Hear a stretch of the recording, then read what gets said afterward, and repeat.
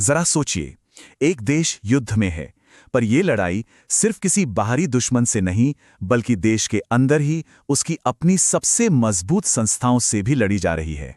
तो चलिए आज इसी बड़े संकट को समझने की कोशिश करते हैं जो अमेरिकी सेना के बिल्कुल टॉप पर चल रहा है। एक ऐसा संकट जहां देश के सबसे सम्मानित जनरलों को लड़ाई के बीच में ही नौकरी से निकाला जा रहा है। सवाल यह है कि आखिर क्यों? देखिए, इस पूरी कहानी की शुरुआत होती है एक फोन कॉल से। एक ऐसा फोन कॉल जिसने पूरे अमेरिकी डिफेंस डिपार्टमेंट में जैसे हड़कंप मचा दिया। एक तरफ ईरान के साथ तनाव अपने चरम पर है और ठीक उसी वक्त अमेरिकी सेना के सबसे सीनियर अफसर को अचानक से उनके पद से हटा दिया जाता है। तो सबसे बड़ा सवाल तो यही उठता है कि भाई आखिर अभी क्यों? सीबीएस और द न्यूयॉर्क टाइम्स जैसे बड़े मीडिया आउटलेट्स की रिपोर्ट्स देखें तो इसमें दो अलग-अलग थ्योरी सामने आती हैं। तो क्या यह मामला लड़ाई की रणनीति पर एक असली असहमति का है, या फिर यह व्हाइट हाउस के प्रति पूरी वफादारी पक्की करने की एक कोशिश है?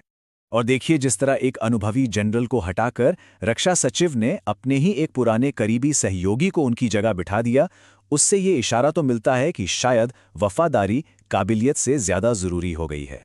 रणनीति को लेकर यह सारा कन्फ्यूजन एक ऐसे माहौल में हो रहा है जहां युद्ध में मारे गए अमेरिकी सैनिकों की संख्या पर भी कोई एक राय नहीं है।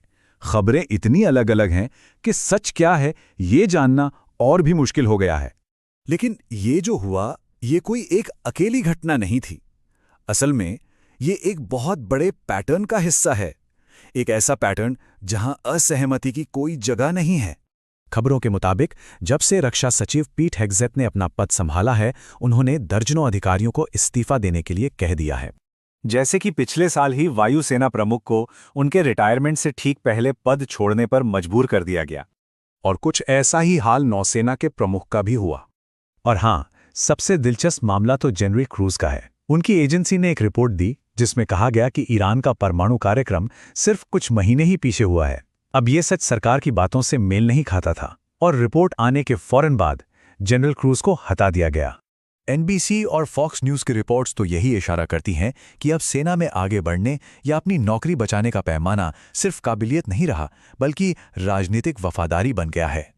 अच्छा, इस पूरी सफाई के पीछे का क्यों समझना है तो हमें यह देखना होगा कि सबसे ऊपर से सोच क्या आ रही है।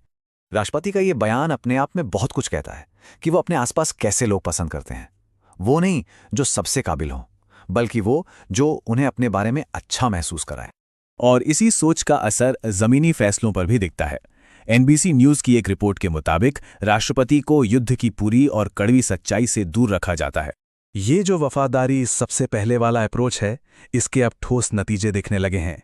एक ऐसी उथल-पुथल मची है जो पेंटागन से कहीं आगे तक फैल चुकी है।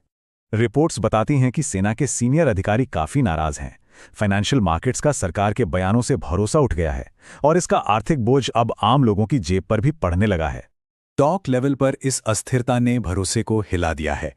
एक्सपर्ट्स ने सीएनएन को यहां तक कहा कि उन्हें अब राष्ट्रपति के इस दावे पर बिल्कुल यकीन नहीं है कि ये युद्ध जल्द खत्म होने वाला है।